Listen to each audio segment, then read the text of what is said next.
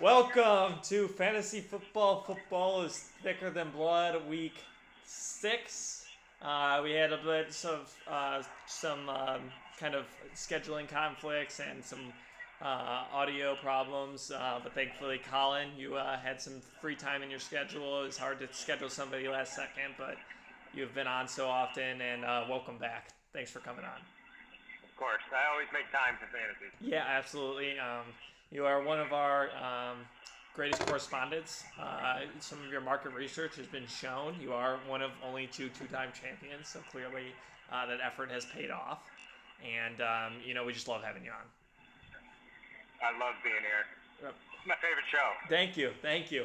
We appreciate you, Colin. And even some of, we have hosted most of your commercials, and clearly they've been paying off this week. 2 big trades for you. Yeah, I made a couple trades with Joe Romano. And me. And you. Yeah. And I think they were mutually beneficial, hopefully. Yeah. I tried making a couple of trades with Cole, but he declined. I think he's getting more independent. He's getting a little stingy now. It's like, I want Marshawn Lynch, and he's like, how about Todd Gurley? And I'm like, yeah, that's fair, Yeah, I know. He tried taking my best running back, too. Yeah, I offered him Adrian Peterson for Marshawn Lynch, which is pretty fair. Yeah, I agree. They're like the same. Because I know he wanted to get rid of Marshawn Lynch. And he asked for Kareem Hunt and whoever your other best player is. Yeah, we'll get to that. So week 5, we got a Joe Ventus 5-0. I guess let's just jump into the last week's games real quick. First, all right, Tony. Okay, we got Jacob Bay getting back onto a winning streak, beating Birch Lake, Michigan Vice Fleet 105-75. Jacob Bay continues to dominate. Elgin falling to a Cole McGann Bell 116. His team is starting to put up points. Both teams are 2-3-2. Public Enemy puts up 87, but can't get past a strong Dad Bod's team as they put up 152, a season high for them. Their team starts to break out. Both teams advance to 2-3. Joventus over Yogurt Merch. Joventus continues to have an easy schedule and as well as put up 107. Joventus advances to 5-0, the only undefeated team in the Fantasy Football League so far. Team Bad Patty getting his first win of the season in what I called the game of the week. And finally getting to 1-4, putting up some numbers. A big showing for Team Bad Patty's team. Sean Romano continuing to struggle. And finally we got Duke of Berkshire advancing to 4-1 over C Mecha Attack 129-76. Sean's team starting to flourish a little bit. Ooh, you're telling me, man. I'm Saquon Barkley, man. Dude, even today, and we'll get to, obviously we're doing this a little day late, but it's Friday and obviously a nice day. Grab a nice brewski, hang out with some friends. And so we're doing this a day late, and we will talk about Saquon breaking out last night big. But for now, Joventus team advancing to 5-0, the only undefeated team. Cole advancing to 3-2. Duke of Berkshire looking at 4-1. The race in the punter lovers division a little closer. Actually, it's about the same. Almost the same as it is in Athletes Minus Gym. Team Bad Patty and Sean Romano seem to be the favorites for 2 of the 4 out of the playoffs so far, and the other one's going to be a race in the other divisions. Right now, I would say probably Uncle Pat and Nate are going to be the other 2, but it's tough to tell. We got a lot of high-scoring teams early. Yeah, I'm not one of them. Yeah. But I do have power rankings.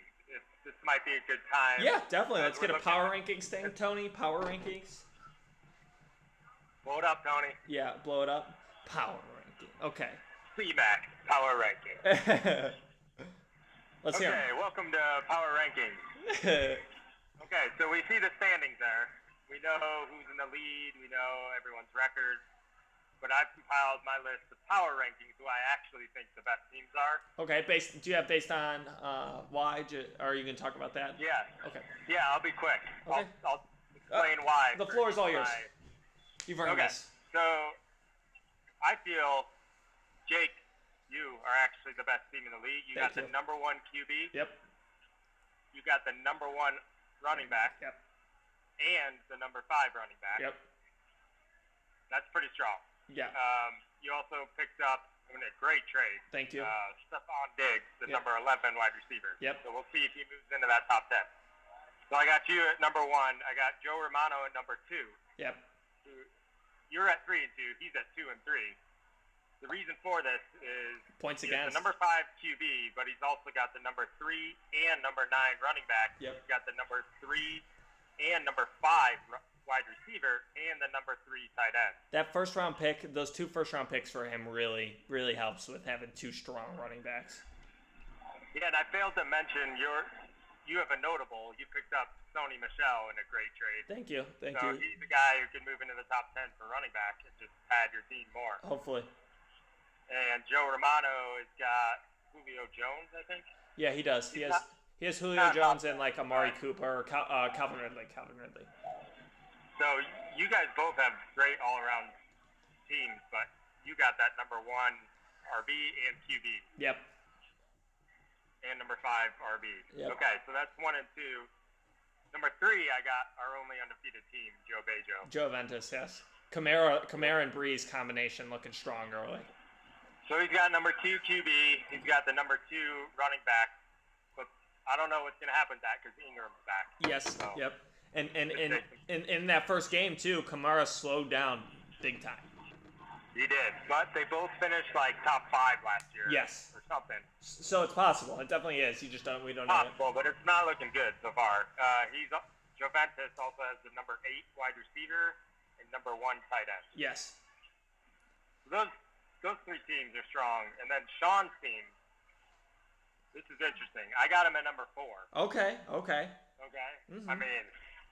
Yeah. He is. I don't know his record. Oh, his record's 4 and 1. 4 and 1. His team still has a lot to prove, but he's got like no QB. He's got Winston in there right now. We'll see what happens. But he's got Saquon Barkley. Saquon, yeah. Barkley. He's the number 4 running back, but after this week, he'll probably be like number 2 or 3. Yeah. Or number 2 or number 1. Yeah. He won't be number 1, probably, because I think the 30 to him puts him at 120, what Todd Gurley's already at, but yeah. Yeah, so that'll move up. And then he's got the number 5 wide receiver. But here's the thing about Sean's team. You ready for the thing? Yes. Wait. Okay. What? Okay, thank you. Sorry. Okay, here's the thing about Sean's team. Yeah. He's got some interesting players that are not in the top 10. Yes. But he's got Ingram back. Yes. He's always a top 10 running back. Yes. He's got Bell. Le'Veon Bell, who's supposed to come back. He's been saying that he's going to come back. And that's also obviously a minus for my team is James Conner is that number 5 running back that you've been talking about. Le'Veon Bell will likely take that spot. But Connor deserves to play too, so who knows? Sure. I mean, these are question marks on Sean's team that could turn out really well. Sure.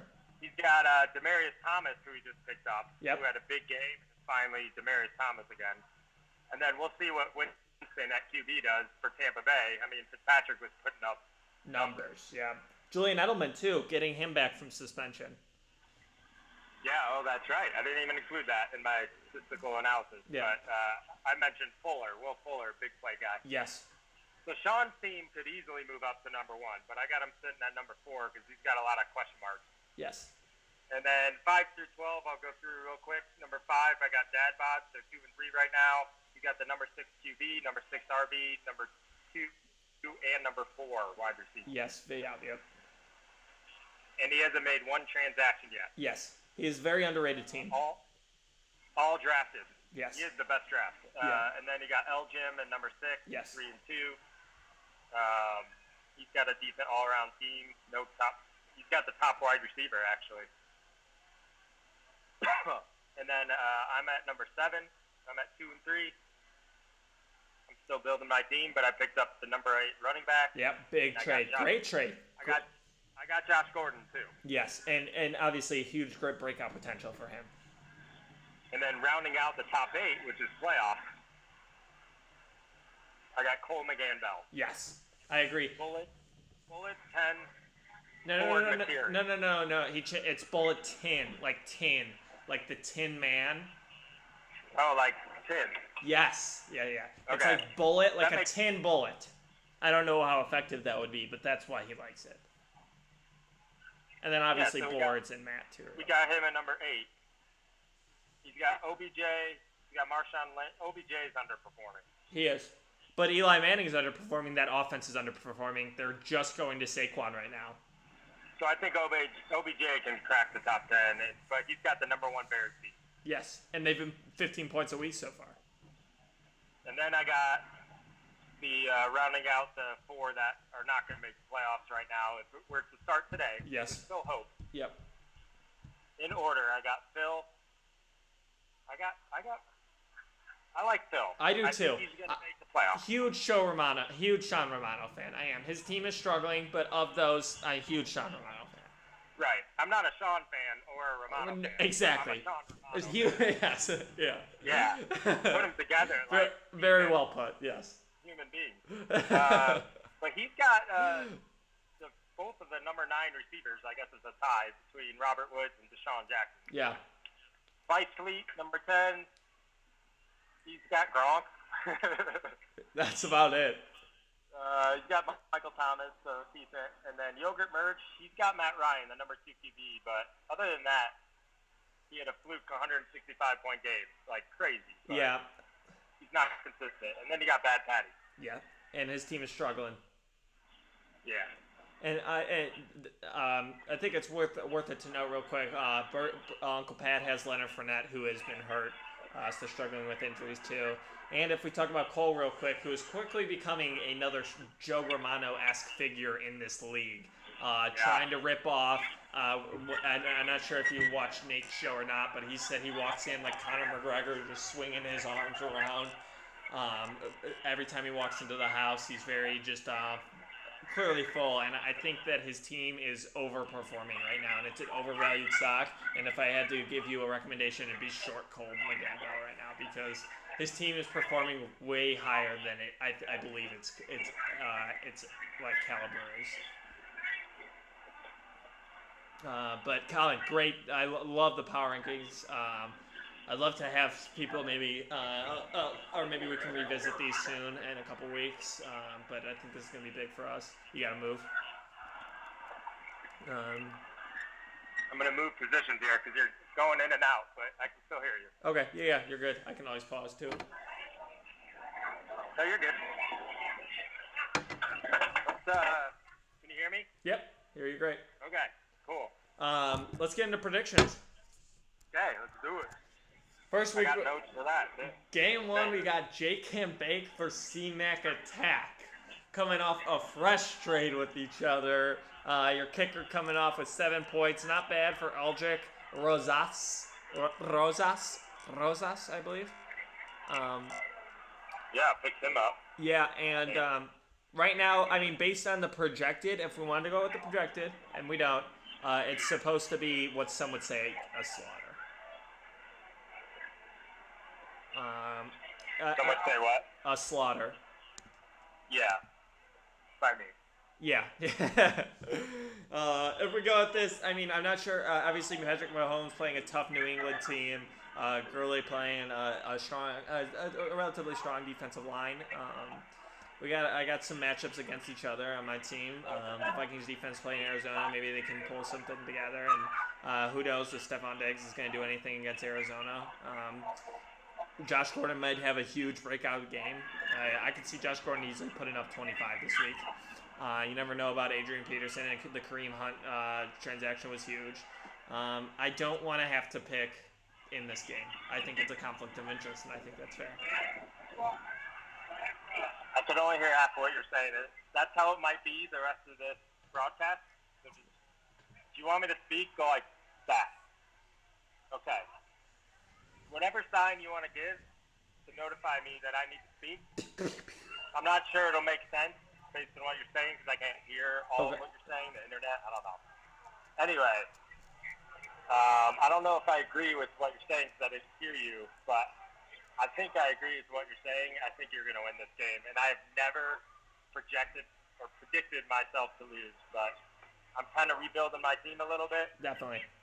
And you got Sony Michel, and man, I really liked him. But I got Josh Gordon. I got the running back. Kareem Hunt. Kareem Hunt is a top running back. He helped Joe Romano win it all last year. Well, I don't know if we're going to talk about the research study that was conducted. Let's bring it up after. The reason I wanted Kareem Hunt is because I know, based on that research study that we may reveal to the whole league, that you need a top 5 running back, most likely, to win this league. So I picked him up, hoping he gets in there. But yeah, I'm going to take you. Okay. Next we got Joe Ventus versus Cole McGann-Bell.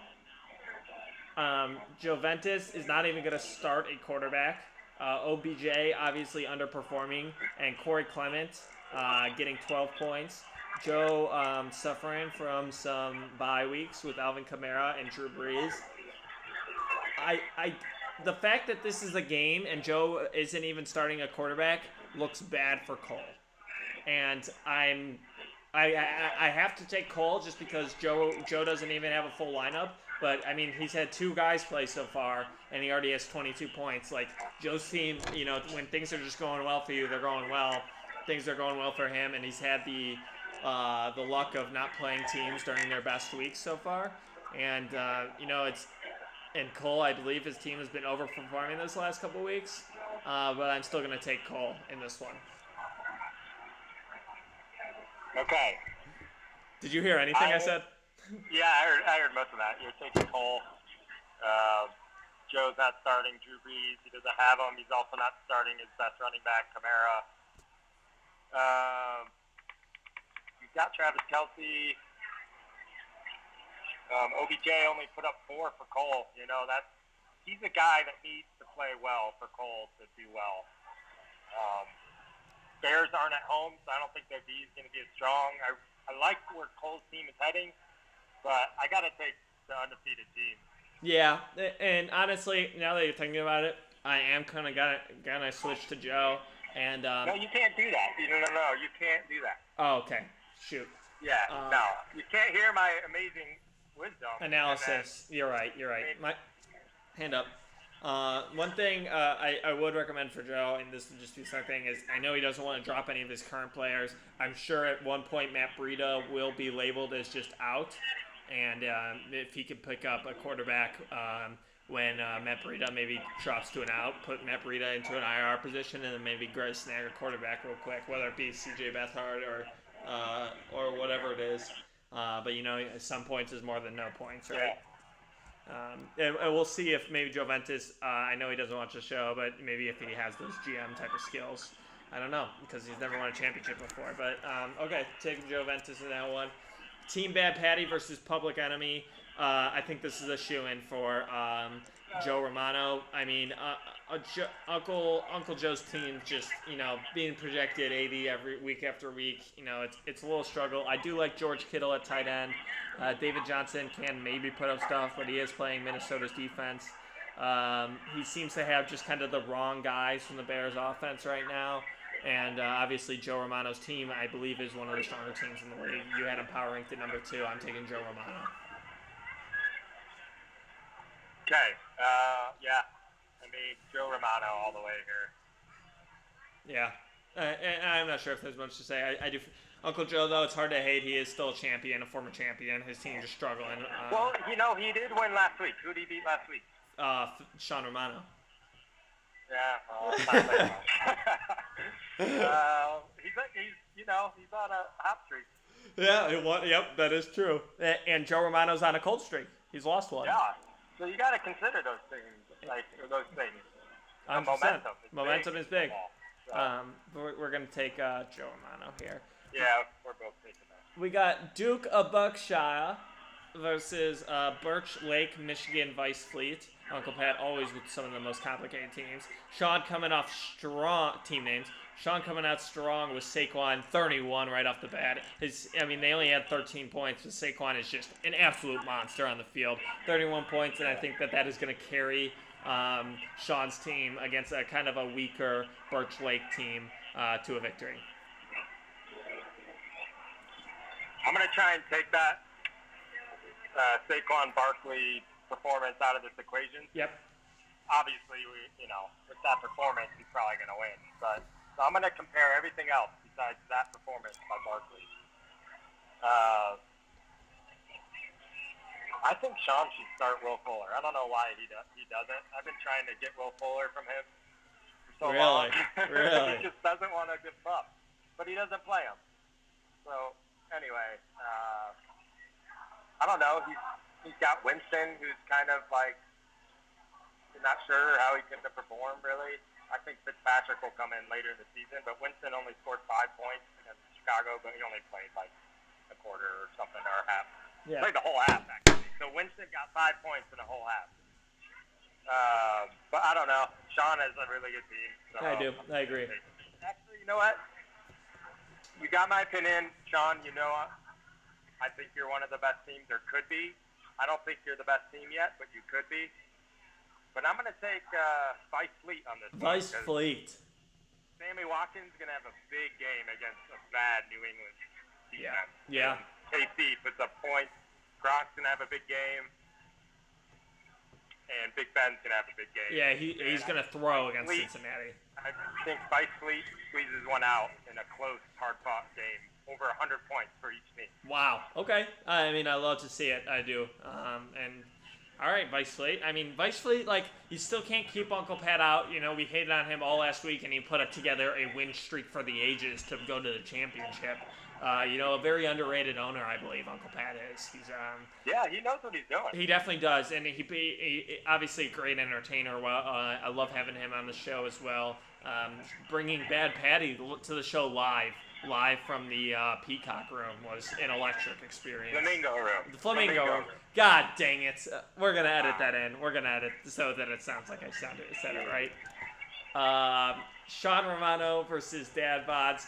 A battle for my heart, because I love both of these teams. It's hard to pick against either of them. Obviously, Tony's right over there. He's my producer. He does everything for me. Sean Romano, Phil's team. You got to feel bad for Phil having Le'Veon, not having Le'Veon his first-round pick. And then his team obviously struggling behind Rodgers and just kind of maybe it was a bad draft or what have you. T.Y. Hilton, now he's out. Dad Bods, I do like his team. I think it's on the up and up. He's got very strong wide receivers. This game's going to be hard for me to pick, but I mean, I can't. It's too hard for me to pick. I like both teams. You got to pick. How long have you been a Dad Bods guy for? I don't know. It's been a while. It's been basically since day one. I've been a Dad Bods guy. And I have, and it's hard for me to pick against Tony, but I do think Phil's team is gonna have to pull one together one week, and Tony's receivers have been so hot every week. I'm gonna take Sean Romano this week.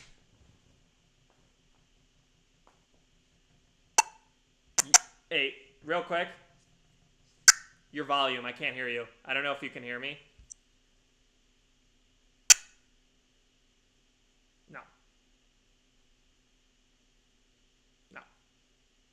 I'll exit out real quick and then I'll send you back. Hello. Hopefully.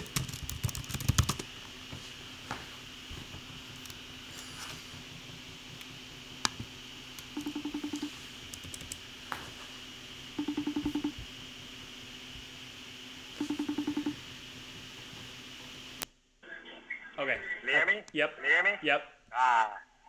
Okay. I've been a Sean Romano guy since week 2 this season. Okay. Before that, I was a hater. Yeah. Okay. So I hope he wins, but he's not going to win. Dad Bods. Dad Bods all day. I am waiting for a Dad Bods flag. I've been asking for it for a while, basically since day one, where I'd get a Dad Bods flag. And I'm not going to say I deserve one, because you don't deserve anything, but I would like a Dad Bods flag and just hang that bad boy up. I mean, it's surprising that the fact that Tony's right over there and like is always checking fantasy football, and like it's almost like he has nothing to do all day. He hasn't like just gone out and got a flag for me. But obviously I'm a huge Dad Bods guy, and this one was hard for me to pick. I'm just hoping that maybe Phil pulls one together. Obviously, Tony's team, I think, is one of the more underrated teams in this league. His team is going to put it together and make a strong push in the playoffs. Yeah, I don't know if I agree with that because I heard half of it, but it sounds good. Yeah. Cancel that.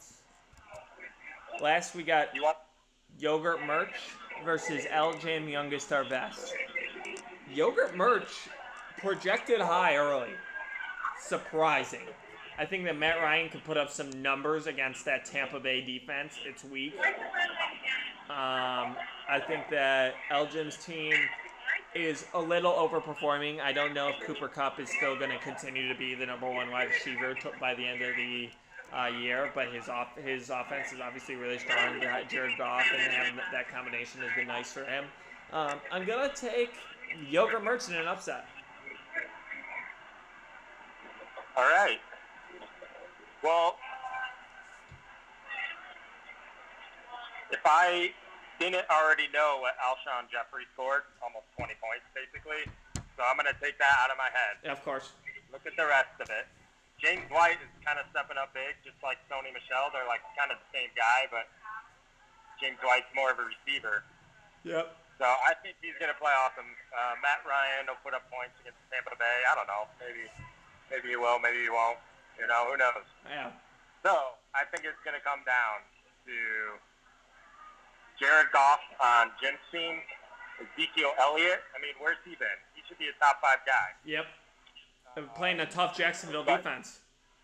He's playing Jacksonville defense. You're right. So, man, this is a tough one. Yeah. I will probably take. I'm going to take L. Jim because I love Goff. And Kyle Rudolph's been stepping up at tight end, and then he's got Cooper Kupp, who just like if those two click, Goff and Cooper Kupp again. I mean, against me they. Cooper Kupp. Like all of a sudden, Cooper Kupp is the number one wide receiver in NFL and fantasy. Cooper Kupp. Jim said to almost a T, every time I pick against him, he wins, and every time I pick him, he loses. Okay, that's another reason to pick. Elgin. Yeah. Well, Colin, I think we alluded to it a little earlier, but we had some pretty big revelations and some market after doing some pretty big market research about what makes a strong fantasy football championship contender. Not only in our league, mostly in our league, but also taking some research about ESPN leagues as a whole. Would you like to share that information now? Obviously, this isn't publicly traded, so we don't have to give all the information out. But maybe you could share one or two tidbits about why you aimed at grabbing Kareem Hunt, why you grabbed Kareem Hunt, and then what has shown to be a strong combination for a championship team in the past in our league. Yeah, I think I know what you're alluding to based on what I can hear. Yeah. But yes, there is an extended, extensive. Yes. And extended. Yeah. Extended and extensive. Yep. And extraordinary. Yeah, extraordinary.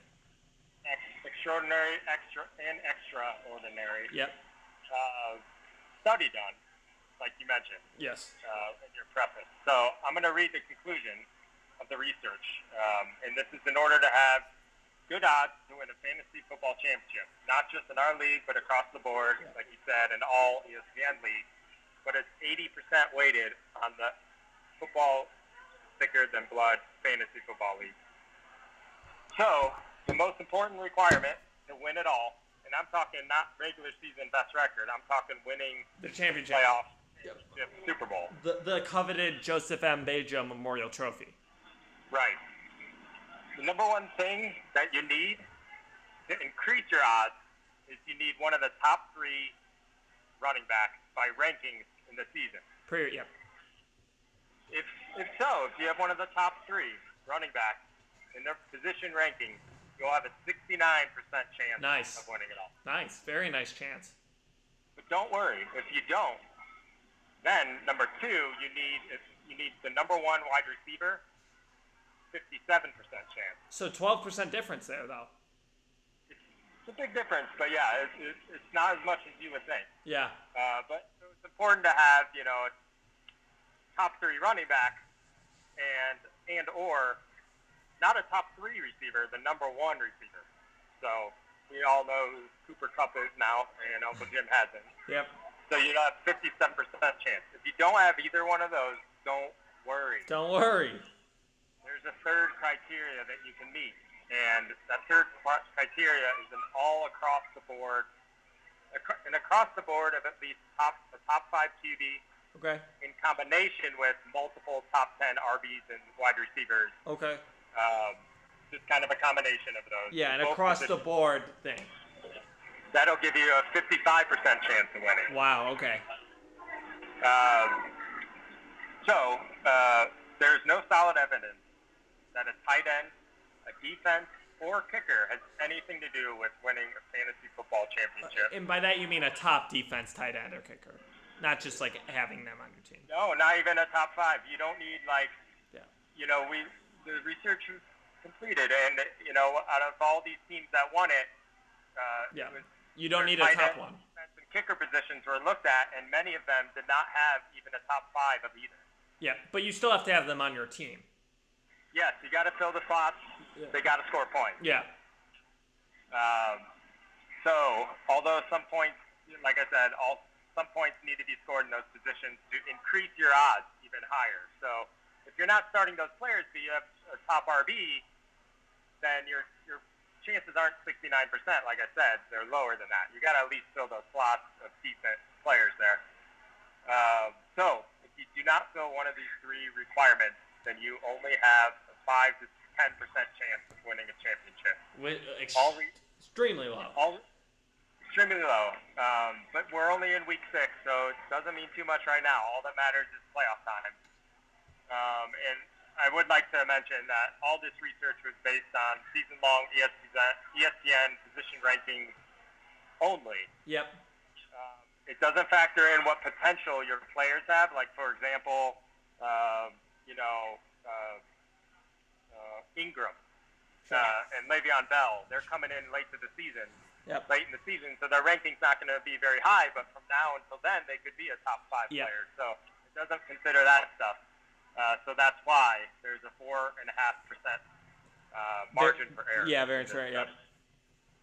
Wow. Well, Colin, I mean, that's why we love having you on right here, is some extensive, extraordinary, extended research. And, I mean, clearly it's paid off. I had 2 times. May God bless you. Oh, God is blessing me. Thank you. A 2-time champion, C-Mac Attack. You know who it is. Obviously, always open for trades. One of our favorite guests on the show, Colin. Thank you for discussing some of your research, talking about some predictions, and just thank you for coming on. Always love having you. And anything that you'd like to plug or mention, or questions, comments, the floor is yours. I'm looking to trade Adrian Peterson, not because he's not a good player, but because I think he's valuable enough to make a good deal with, and he's been starting every game for me. He's a starting worthy running back. So if you need something, I got some players. Yep. Awesome. Well, Colin, thank you for coming on. Always a pleasure having you on. Best of luck to everybody in week 6. We'll see if we still have some undefeated teams, and if we still have this kind of a close race after this week. And we'll see everybody next week. Peace. Good luck.